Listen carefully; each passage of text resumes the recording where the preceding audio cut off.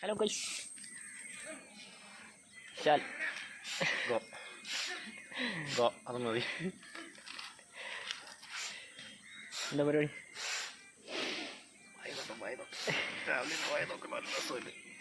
രാവിലെ ഞാൻ വൈകുന്നേരം വന്നു, ഞാൻ നടക്കാൻ വന്നു, എക്സസൈസ്. ഈ വന്നിരിക്കുന്ന നടത്തം. ഇവിടെ വന്നിങ്ങനെ കാറ്റും കണ്ട് എൻ്റെ അവിടെ ഒരു അമ്പലമുണ്ട്.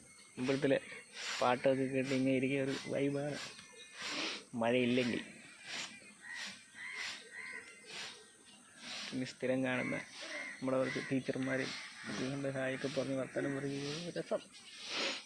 ഞാനങ്ങനെയൊക്കെ ഒരു എക്സസൈസും അങ്ങനെയൊക്കെ. സത്യം പറഞ്ഞാൽ ഇവിടെ വന്നതിന് ശേഷമല്ല ടീച്ചറെ, ഇത്ര നാൾക്ക് ശേഷമല്ല കാണും. മുമ്പ് കണ്ടുണ്ട്. ഞാൻ ടീച്ചറിൻ്റെ വീട് വിടാൻ ഇപ്പോഴാണ് മറിയാമ്മ ടീച്ചർ. ഞങ്ങളെ ഡ്രോയിങ് പഠിപ്പിച്ചൊരു ടീച്ചറാണ് മറിയാമ്മ ടീച്ചർ. ശരിക്കും ടീച്ചറിൻ്റെ പേര് അങ്ങനെ ഡ്രോയിങ് പഠിപ്പിച്ച് ആദ്യമായിട്ട് തല്ല് മേടിക്കുന്ന തെറ്റിച്ചേന്, അതും ഡ്രോയിങ് ടീച്ചറായത്.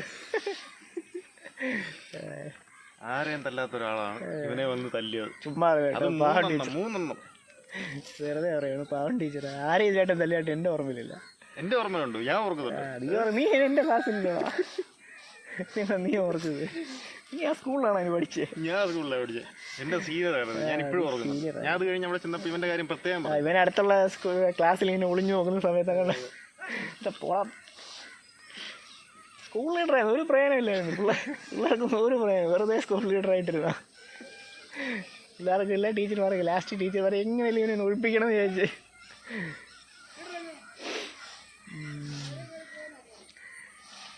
എന്താണ് ആകുമ്പോൾ തിരിഞ്ഞോടിയോ? ഇവിടെ രണ്ട് എന്താണ് പോത്തുകൾ തമ്മിൽ അടി, പൂരടി.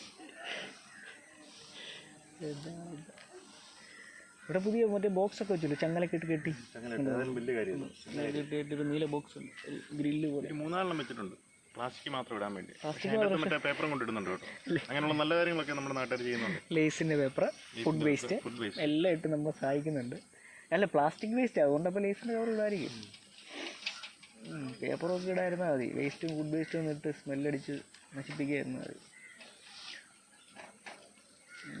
ഞങ്ങളെന്നും കാണുന്ന സ്ഥിരം ആളുകൾ ഒരാളാണ് വരുന്ന അങ്കിൾ.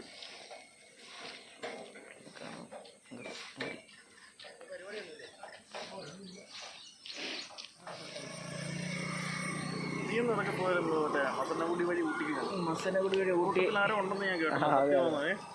മസനഗുഡി വഴി ഊട്ടിയിൽ പോക്കുണ്ട്. കൂട്ടത്തിൽ പിന്നെ കൂട്ടാടാ ഇവൻ വേറെ ആളുകളൊക്കെ പോകുന്നത്. ഇവൻ്റെ കുറച്ച് തൽപ്പര. നമ്മൾക്ക് പാവം പിടിച്ചവന്മാർ, ഏതായാലും പാവം പിടിച്ചവന്മാർ കൂട്ടുകയാണ്. അല്ലെ സോളോ ട്രിപ്പാണ് നമ്മൾ കൂടുതൽ ചെയ്യാറ്. ഇവൻ സോളോ പോകാറില്ല. എന്താ പരിപാടി? ഇന്ന് എന്തെങ്കിലും പ്രത്യേകിച്ച് പരിപാടി ഉണ്ടോ നിനക്ക്? എന്ത്